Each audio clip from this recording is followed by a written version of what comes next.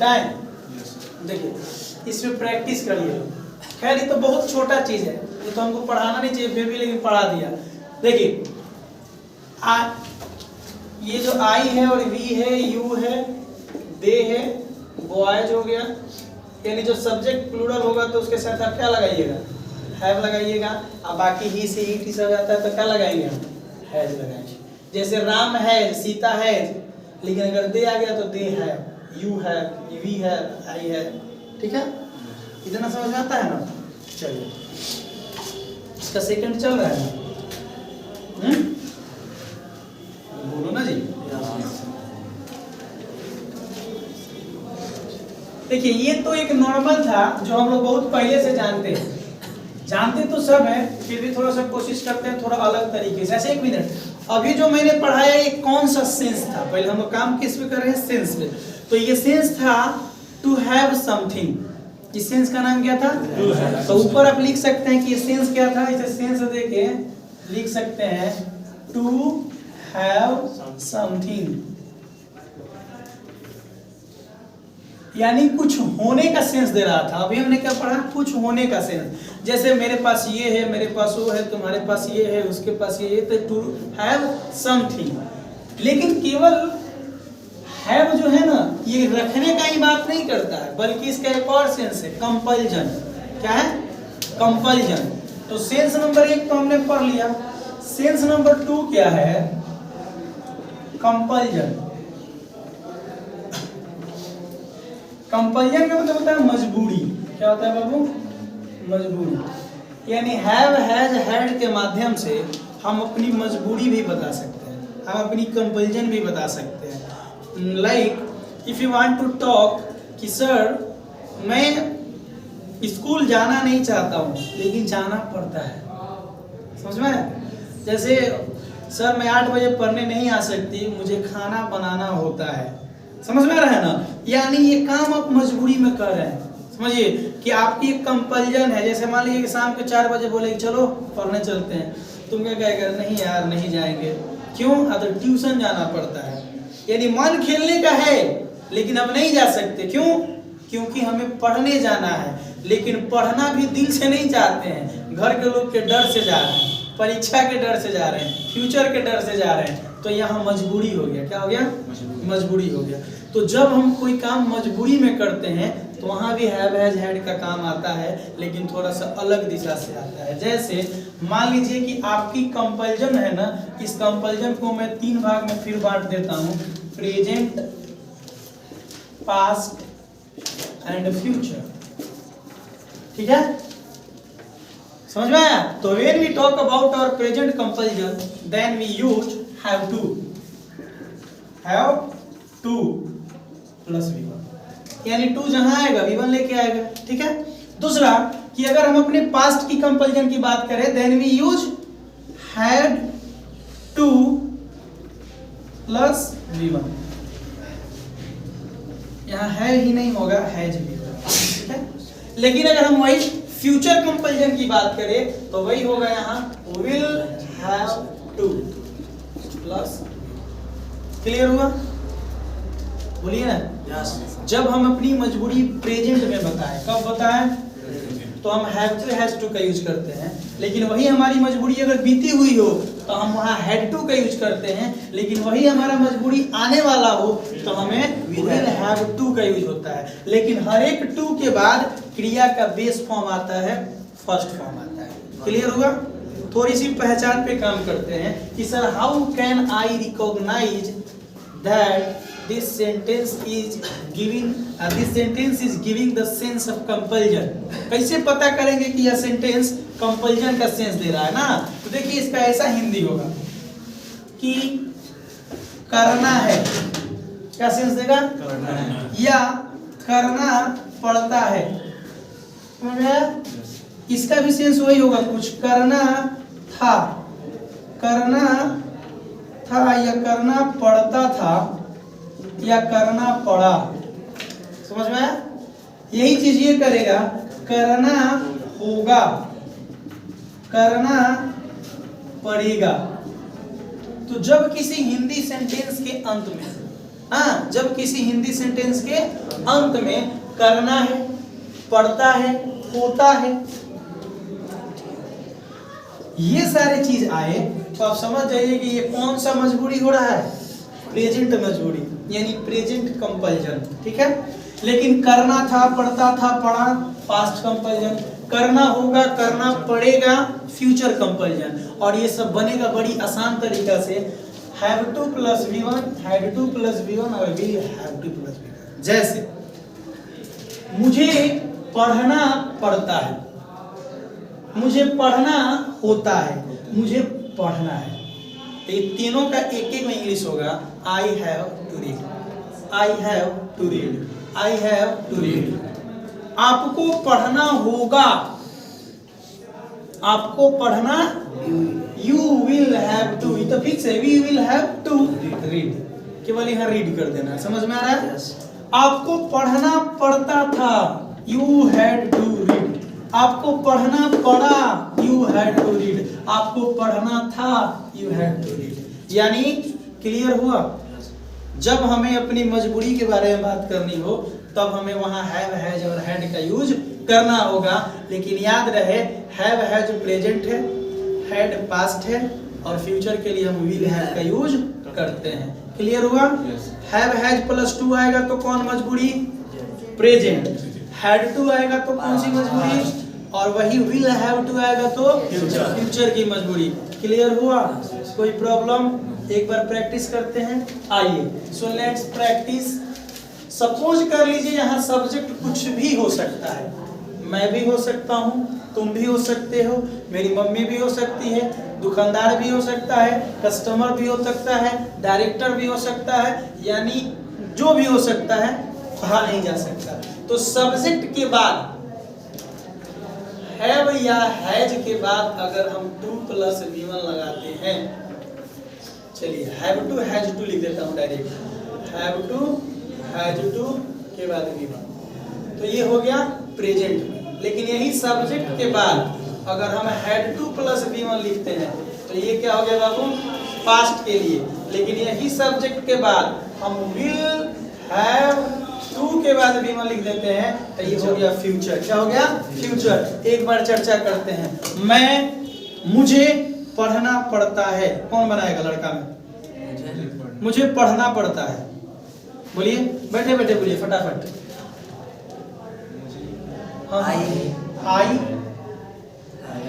Have to, I have to, अब पढ़ना का English read, I have to, इसी को पास्ट करते हैं। मुझे पढ़ना पड़ता था, आई हैड टू रीड, मुझे पढ़ना पड़ेगा।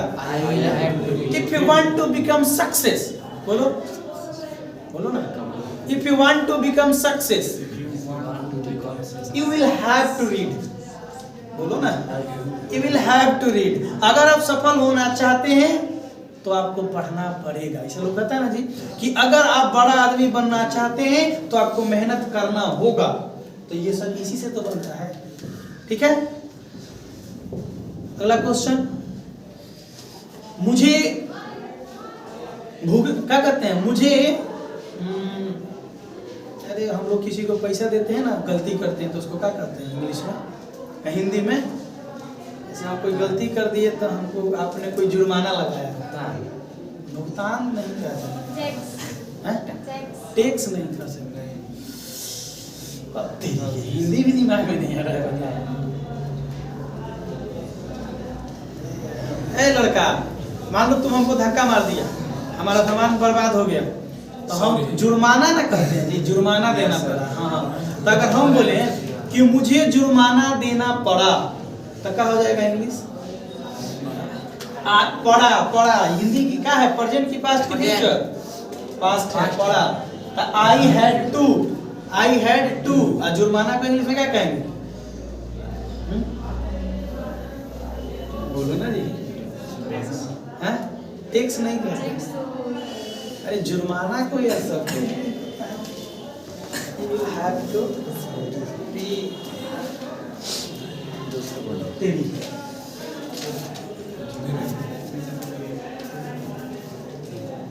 जुर्माना का इंग्लिश नहीं पता हमको, बंद हो गया है क्या? अरे जापान पे है। ठीक है, आ जाएगा, छोड़िए, बहुत टाइम हो गया। अरे जुर्माना के इंग्लिश नहीं आ रहा, सोचो। पनिशमेंट मतलब क्या होता है? सजा देना, तो पनिशमेंट तो होगा नहीं। अच्छा ठीक है, कभी आ जाएगा दिमाग पर। हैं? अरे गूगल का फिर आ जाएगा, इधर होगा कहीं, घूम रहा होगा। कहाँ थे? चलिए दूसरा करते हैं। मुझे एक कार खरीदना पड़ेगा। मुझे एक कार खरीदना पड़ेगा। क्या, किससे बनाइएगा? बोलिए जल्दी। जहाँ से बनेगा ना। I will have bought a car, I will have by a car, I will have by a car. तो यानी जब प्रेजेंट की कंपैरिजन की बात होता है have to, has to, past की कंपैरिजन हो तो हैड टू, और फ्यूचर की कंपैरिजन हो तो had, will have to. So एक बार प्रैक्टिस करते हैं, बोलिएगा। मेरे को एक कलम खरीदना पड़ा। एक कलम खरीदना पड़ा। Yes, I had to buy a pen. I had to buy a pen. मुझे दिल्ली जाना पड़ता है। I have to go to Delhi. मुझे बच्चों को पढ़ाना पड़ता है। I have to teach the students. I have to teach the students. आपको पढ़ाना पड़ेगा। पैसा लिए हैं भाई, मजबूरी है। You will have to teach. आपको मुझे पढ़ाना होगा। You will have to teach me. हाँ, अदरवाइज मैं आपको जाने नहीं दूंगा। Otherwise I will not let you go. है ना जी? अगला, आपको सुनना पड़ा। आपको सुनना पड़ा। You had to listen. You had to listen. अरे मैं बोलना नहीं चाहता था। I don't want to talk. I don't want to speak. लेकिन मुझे बोलना पड़ा। But I had to speak. But I had to speak. जैसे दो आदमी का झगड़ा होता है तो लोग कहता है कि तू काहे बोल रहा? गाँव के लोग कहता है तो लोग क्या कहता है, देखो मैं उसको बोलना नहीं चाहता लेकिन हमसे बर्दाश्त नहीं हुआ इसलिए मुझे बोलना पड़ा। तो मुझे बोलना पड़ा क्या हो जाएगा? I had to speak. मुझे जाना पड़ा I had to go. मुझे सुनना पड़ा I had to listen. समझ में आया? मुझे झूठ बोलना पड़ा I had to tell a lie. मुझे सच बोलना पड़ेगा I will have to speak the truth. ठीक है, मुझे उसकी जान बचानी होगी। बचाना का सही होता है I will have to save him. हाँ जी, या save his life भी बोल सकते हैं। I will have to save his life. कोई दिक्कत? अब देखिएगा, वह खुश था। इंग्लिश छोटा है। वह खुश था he was happy. वह खुश था he was happy. इसीलिए उसे भुगतान करना पड़ा। भुगतान का पे हो जाएगा। इसीलिए उसे भुगतान करना पड़ा so he had to pay. So he had to pay. वह कमजोर है he is weak. He is dull. वह कमजोर है इसलिए उसे मेहनत करना होगा। He will have to labor, ना जी, hard work. He will have to hard work. ठीक है, आप पास होना चाहते हैं? इंग्लिश क्या हो जाएगा? Do you want to pass? तो आपको पढ़ना होगा। Then you will have to study. You will have to read. Clear? तो देखो छोटे छोटे सेंटेंस से जोड़ के हम बड़ा बना रहे हैं कि नहीं बना रहे हैं? तो ये मत कहिए कि sir is am are have है से क्या होगा। जितने भी बड़े बड़े स्पीकर हैं ना इन सारे चीज का यूज करते हैं और तभी वो बोल पाते हैं। चाहे आप किताब भी उठा के देखिएगा, आपका जो रेनबो पार्ट 2 है उसमें ये सब बहुत काम आएगा। तो ये बेसिक अगर मजबूत नहीं हुआ तो समझिए कि हम कितना भी बल लगा दें, हम ही का कोई भी लगा दे, आप नहीं पढ़ पाइएगा। पढ़ाएंगे कहानी तो समझ में आएगा, क्योंकि कहानी का मीनिंग तो मैं आपको हिंदी में बताऊंगा ना, तो मजा आएगा सुनने में। लेकिन हम मजा लेने नहीं ना है, पेपर में जाके लिखना पड़ेगा। अब वहाँ इम्तियाज सर नहीं दिखाई देंगे सामने, अरे सर जी आ गए हाथ पकड़ के लिखवा देंगे, नहीं, यहाँ बनिए जाके लिखिए। समझ में आया? Degree is nothing, degree is nothing. I think degree is a piece of paper, but real education is seen in your behavior, in your character. So don't make your degree, make your vision, make your resolution, make your dedication. समझ में आ रहा है ना? यानी अखबार जो paper है ना वो डिग्री मतलब कुछ नहीं होता है।